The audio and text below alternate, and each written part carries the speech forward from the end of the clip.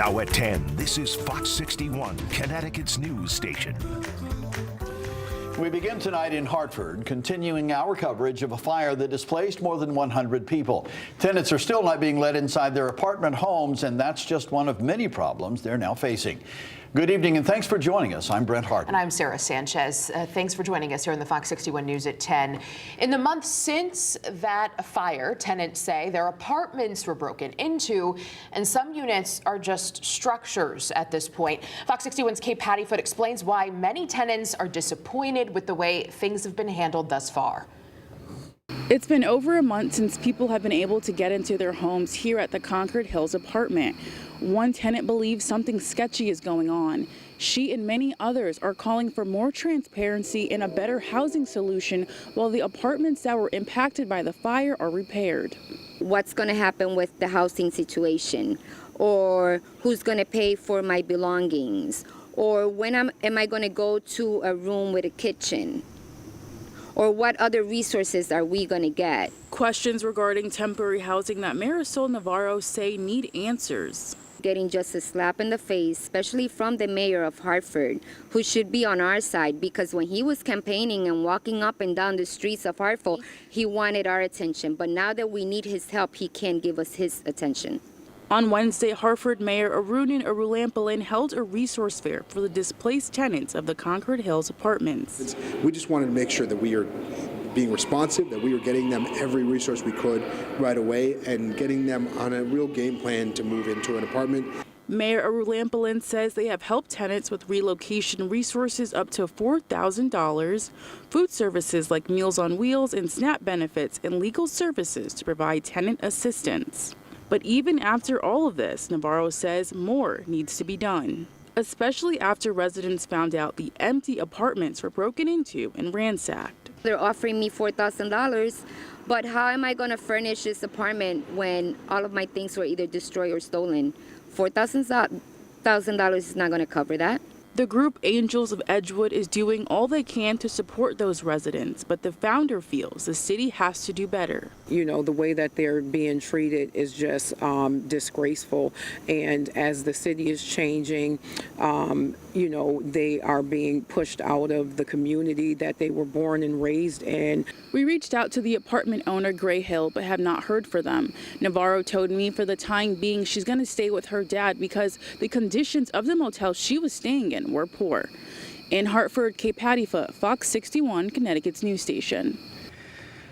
Okay, thank you. Time for a look at the weather now. And after a long stretch of warm, sunny weather, the clouds rolled in today and the temperatures are slowly dropping. Yep, not by too much at least. Plus, we're tracking rain on the forecast. Meteorologist Sam Samperi is here with an update on that changing forecast. Sam. Hi, Sam. I'll tell you, Sarah and Brent, it continues to change. Just had a chance to look at some new data, not the complete suite of it, but it's trending even drier for tomorrow. Look at today's temperatures. We managed to get in the mid to upper 70s, and that is all due to that nice flow we had and a little bit of sun. But now, overnight, and we're going to have temperatures in the 60s. That's what it is now. I'm jumping ahead of myself. We see some clouds continuing to stream up from the south. We have a storm system, and we're trying to get some showers, but they keep falling apart. They try to get in the Groton, New London area. Here's a band of rain that we're watching for tomorrow, but by the time it gets further north, it's just going to fall right apart. You can see this overnight, mostly cloudy. Actually, I've seen a little bit of moon this evening, and we did see a little sun this afternoon too. And we wake up tomorrow morning with no problems, and we're going to have temperatures down into the 50s and lower and middle 60s in southeast Connecticut. And the school bus is dry tomorrow. A little bit of sun, mainly dry. If anybody gets a shower, it would be eastern, southeastern Connecticut. So still the chance for an isolated shower, but look at the temperatures getting up near 80 in the New Haven area, 70s elsewhere across eastern Connecticut, and then mid to upper 70s across inland areas. Coming up, I will detail when it really will rain, but will it? And then we'll talk about the weekend as well. Details coming up in a few minutes. Sarah and Brent? Some breaking news out of Branford. We want to warn you, details are disturbing in this case. A man and two teens are behind bars tonight, charged in a torture case from earlier this month. 22-year-old Avante Ryan and two 17-year-olds, not being named, are accused of luring a person into the woods and subjecting them to what police are calling a violent assault and torture incident. We're told the victim is recovering from serious injuries. Police say the trio filmed part of it, which ultimately helped them identify their suspects. Ryan is facing a dozen individual charges. He's being held on $1 million bond. He'll be arraigned tomorrow. The teens were also detained tonight, also being held on $1 million bond. An 18-year-old faced a judge today accused of shooting his 16-year-old girlfriend in Hartford. Jason Gunter is charged with attempted murder, attempted strangulation, and other crimes. Today in court, Fox 61 learned Gunter has an outstanding warrant accusing him of assault in May. He was arrested after a brief investigation, police telling us it was a difficult case. This wasn't an accident. This wasn't a mistake. This was a violent act that was intended to murder somebody. 16-year-old girl. That is emotional for everybody, both us and the community, her family. That's something, especially people that have kids, you want to think about. Very sad. Now, police say the girl was shot in the head. She is still in the hospital receiving treatment, and she is expected to survive. Gunter is being held on a $2 million bond. He'll appear back in court next month.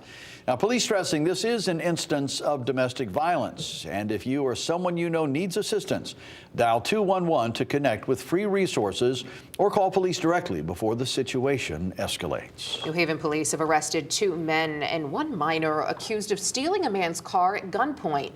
Rainford McKenzie, Dijwayne Brown, a 17-year-old boy who's not being named, are facing multiple charges. Police say they stole a black Infiniti sedan on Beer Street near Edgewood Avenue. Officers found the trio about half an hour later on Dixwell Avenue and made arrests. The minor involved in the carjacking was issued a juvenile summons. New Haven and Hamden leaders are coming up with solutions to combat teen violence. Officials have created jobs for teens before and after school programs and opened new community centers. They're also turning old buildings into creative and active spaces. New Haven Mayor Justin Elicker says he's been focusing on young people, specifically those he says the system is failing. We need another place around mentors with a lot of support so that we can help support our young people where they're not on the street, but they're also not just locked up in jail. I want to emphasize that ultimately the way to address a lot of the challenges that our disconnected youth are facing is ensuring from early on in their life they have a lot of the supports that they need. There is no timeline right now as to when these buildings will come down, but they are working with contractors and the state on bringing them down safely. A community meeting about this project and many others is scheduled for September 26th. 1 month after floodwaters ripped through southwestern Connecticut, the region continues to recover and rebuild. Fox 61's Alexa Farrell visited the town of Oxford tonight, and she met with some locals to see how things are going and how much progress has been made. After intense flooding here in Oxford a month ago, the road is back open here. This is Route 67 here in Oxford, and you can see cars are finally passing through after this bridge was washed away in the storm. Oxford is on the road to recovery. It seems like they're healing pretty well. Many roads in town that were destroyed and washed away a month ago have been rebuilt and are now back open, making it easier to navigate. Road buildup is, clearing up, and things are, seem to be, everyone's in better spirits, stuff like that. So, it's a shame what happened, but you got to learn from it and stuff like that, move on. Just a few days ago, the Connecticut Department of Transportation announced the Route 67 bridge near Old State Route 67 was back open for two-way traffic. Passable, at least. Like I said, we just need one more bridge to get us into Seymour and get that traffic back and forth. Even though the town is in better shape, roads are still one of the main issues. Slow. Yeah. Slow, going around. Yeah. So as soon as that's cleared, that one bridge, looks like they're making progress. But other bridges in town, like the Sept Bridge, is still closed after the road was washed away. We talked to Nicholas Henyu from Shake This in the Quarry Walk in Oxford when the flooding first happened. And today we checked in on how business is doing. It is still really hard for people to get here. We still thank the people while they have time, that they're getting down here to come support us.